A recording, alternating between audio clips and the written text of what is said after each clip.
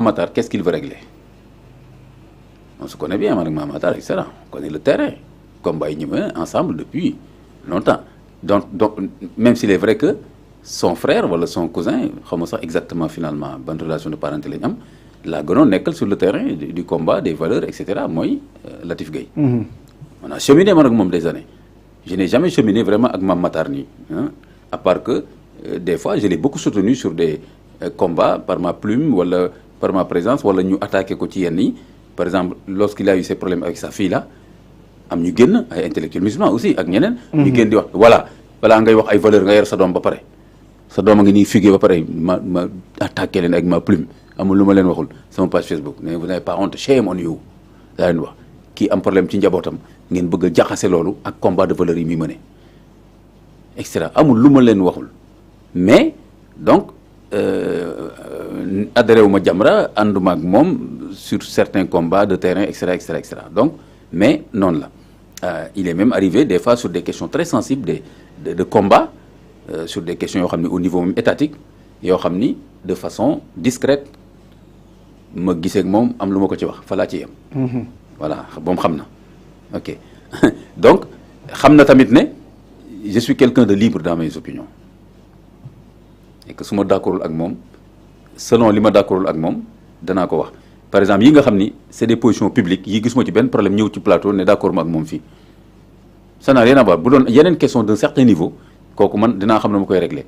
Mais donc, sur cette question-là, parce que comme je adressé sur certains religieux, mais le problème encore, c'est pas, même si les religieux ont soutenu le Premier ministre, le sujet, c'est pas de tirer contre ces religieux-là. Le sujet, c'est quoi? C'est qu'est-ce que tu penses, Mme Matar, qu'est-ce que tu penses de cette question soulevée par le Premier ministre?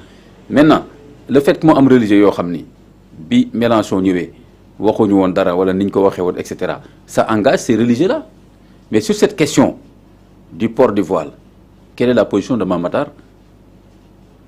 C'est ce que je le Premier ministre d'accord avec ce qu'il wax wala li mu wax gis mo ci ben problème nangam. Et apparemment aussi gisuma Mme Matar wax na ni vous osez attaquer le prêtre, l'abbé, mais vous n'avez pas osé attaquer Mélenchon. Bon, soit. Et ñooñu ñan lay wax man def naa ci sorti foog naa ñëpp gis nañ ko. ñan lay wax ñaareel ba am na religieux yu bëri yu attaqué Ousmane Sonko ci affaire Mélenchon ñu bëri gis na leen Mme Matar le sait. a commencé même ba ci moom sax. ba ci moom sax def na conférence de presse attaqué Ousmane Sonko ñeneen attaqué ko. ci affaire boobu daal di ko on n'est pas d'accord. Alors donc léegi. Qu'est-ce qu'il veut régler encore? Donc, maintenant, le fait que mon tamit, vous osez attaquer l'abbé. Moi, j'aime pas trop cette expression-là. C'est pas question d'oser attaquer. D'ailleurs, man sa gisuma, à part man sama réponse, man nga wax ni presque sama réponse mo gëna dem dans le fond. Man à part sama réponse sax gisuma benen religieux fi bu répondre, bu attaquer personnellement l'abbé gisuma ko. J'ai vu la déclaration de la Ligue des prédicateurs, ils ont dit nous soutenons le Premier ministre sur cette position-là, et nangam nangam nangam. Mais gisuma len sax ñu wax ci l'abbé bi presque. Donc je vois pas tellement où est-ce qu'il a vu. ñu ci bëre laalu ñu côté bobu, mais de toute façon dañu dal di rafetul li nga xamné voilà. Donc ils n'ont pas attaqué. Donc c'est ce que j'ai dit à Mme Matar aussi. Gisuma peut-être mon ma génné liste religieux yi nga xamné ils se sont attaqués à la lettre de l'abbé bariwul. Même bu fekkee sax amna comme man ni ma ko defee ci fond bi te man tam ñëpp xam nañ ni fond lettre bi la attaqué. Donc j'ai pas compris cette réponse de j'ai pas vu la pédagogie ni l'objectif de la posture de Mme Matar. Vous osez quelque part ça gis naa ni il y a des problèmes de respect bu ñu war a amati suñu biir et maintenant affaire u lettre bi Mme Matar apparemment ci li ma gis ni waxu ci. On a l'impression que la lettre de l'abbé n'a aucun lien avec le problème. Parce que loolu moo jaaxal alors que le problème vient même de la lettre de l'abbé.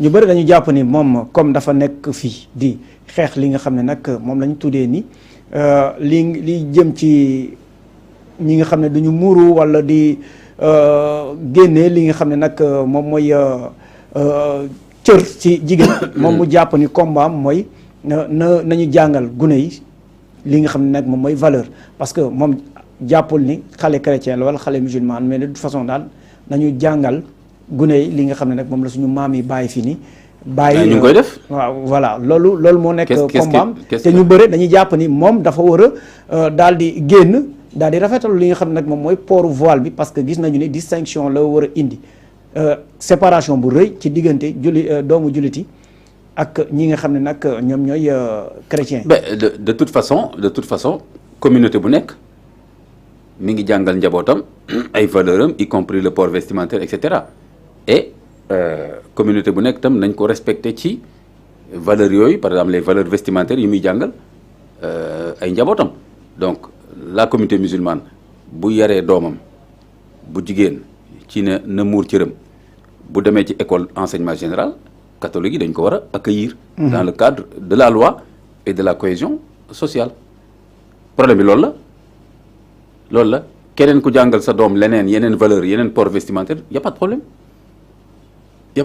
donc man comprendre ma sorti Mame Matar bi parce que de toute façon pour man Mame Matar d'ailleurs am na fenn fu ma gis sax mu wax ni problème bi mu amee Jeanne d'Arc ñu intervenir def médiation après y a pas eu le suivi moo tax lii feeñaat kon moom comme xam na ni y a pas eu de suivi donc c'est l'occasion encore c'était encore l'occasion pour lui de dire voilà il faut régler ce problème-là définitivement et sur le principe mooy que une école d'enseignement laïque général ne peut pas refuser une fille voilée maintenant s'il y a d'autres comportements yoo xam ne dañu ne ça pose problème au niveau de l'école comme ni ma ko proposé mooy que on en discute au niveau des écoles qui posent ce problème-là on fait intervenir aussi les parents d'élèves parce que élèves yi waaxuñ ñëw dugal fa seen bopp am nañu ay kilifa am nañu ay parents d'élèves il y a aussi les services du ministère de l'éducation nationale les trois parties prenantes bu ñu toogee ak administration école bi ñu toog waxtaan loolu ñuy wax ci règlement intérieur bi aussi ñu xool ko parce que règlement intérieur bi aussi warul nekk lu contraignant ba nga xam ni finalement fille musulmane bi finalement du mën a nekk ci école bi